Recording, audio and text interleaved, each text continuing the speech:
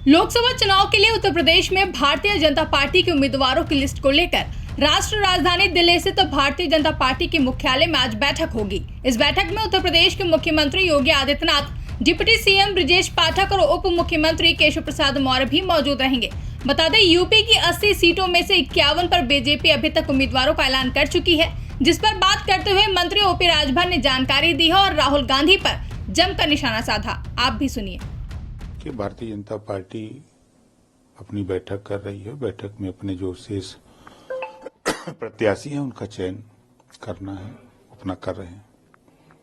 किस तरह की तैयारी पे सब चर्चा हुई? मुख्यमंत्री चुनाव के संबंध में तमाम सीटों पे चर्चा हुई और कार्यक्रमों के संबंध में क्या क्या कार्यक्रम कैसे कैसे लगेंगे क्या है, उसी पे चर्चा हुई। सर, क्या लगता है सूची जो बची हुई सूची है जो प्रत्याशियों की, वो कब तक जल्द ही जारी हो जाएगी सूची। सर, राहुल गांधी प्रधानमंत्री पे तंज कस रहे हैं। वो कह रहे हैं कि राजा की जान ईवीएम में बसती है। इसको किस तरह से देख रहे हैं? वो लोग जान गए हैं कि चुनाव के बाद हम लोग क्या बोलेंगे। वो समझ गए हैं कि सरकार तो बनी नहीं, हम लोगों को हारना है, तो इस नाते पहले से ही वो रट लगाए हैं। जब वो चुनाव जीते तब तो ईवीएम खराब नहीं थी। हारते हैं तो खराब है, जीतते हैं तो अच्छा है। वो जहां से चुनाव जीते ईवीएम से नहीं जीते हैं, तो वहां ईवीएम नहीं काम, वहां खराब कर दी गई। तो ये विपक्ष के लोगों की चाल है और कुछ नहीं है। इसके साथ राहुल गांधी कह रहे हैं कि जो सरकारी एजेंसियां हैं, ईडी, सीबीआई, आयकर विभाग, इन सब जो है दबाव बना रही है। ये इसका शक्ति के रूप में प्रयोग किया जा रहा है। भाजपा इसका शक्ति के रूप में प्रयोग कर रही है विपक्ष को दबाने में। इसको किस तरह से देखते हैं? 350 करोड़ रुपए में निकल रहे हैं, तो ईडी स्वतंत्र एजेंसी अपना काम कर रही है, उससे राजनीति से क्या लेना देना है। सर, चुनावी बॉन्ड को लेकर कांग्रेस लगातार भाजपा पर 800 करोड़ से ज्यादा रुपए मिले। देखिए, अब कांग्रेस पार्टी जो बात कह रही है, चुनावी बांड है क्या? चुनावी बांड जो पैसा देता है वो जब अपना लेखा जोखा प्रस्तुत करता है तो वो दाखिल करता है, जो पार्टियों को मिलता है पार्टी अपना आय व्यय का लेखा जोखा जो प्रस्तुत करते हैं उसमें दाखिल करता है। एक खुलासा होता है। और पार्टियां पहले था कि 1100 ले लिया, सब अपने पास दिखा दिया, 1000 अपने पास रख लिया, तो उस पर रोक लगे, इस नाते लोग परेशान हैं और कोई बात नहीं है।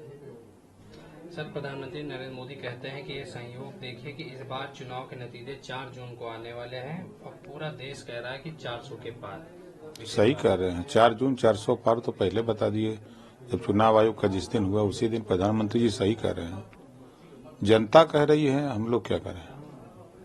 सर, कपिल सिब्बल कह रहे हैं कि पश्चिम बंगाल में 7 चरणों का चुनाव साबित करता है कि चुनाव आयोग सरकार के लंबे हाथ है। विपक्ष के पास कोई काम नहीं है, कोई बात नहीं है, कोई विचार नहीं है, कोई सोच नहीं है, कोई नीति नहीं है, तो वो बस ईवीएम और चुनाव आयोग उनके निगाह में रहे। सर, समाजवादी पार्टी के राष्ट्रीय अध्यक्ष अखिलेश यादव भारत जोड़ो न्याय यात्रा की तारीफ कर रहे थे कल, और सर उसके साथ साथ में जो कल महाराष्ट्र में जो उनका समापन था भारत जोड़ो न्याय यात्रा का, उसमें अखिलेश यादव शामिल नहीं दिखाई दिए, गए नहीं। किस तरह अब उनका विषय क्यों नहीं गए तो वो बता सकते हैं। उनके योजना से हम लोगों से क्या मतलब है।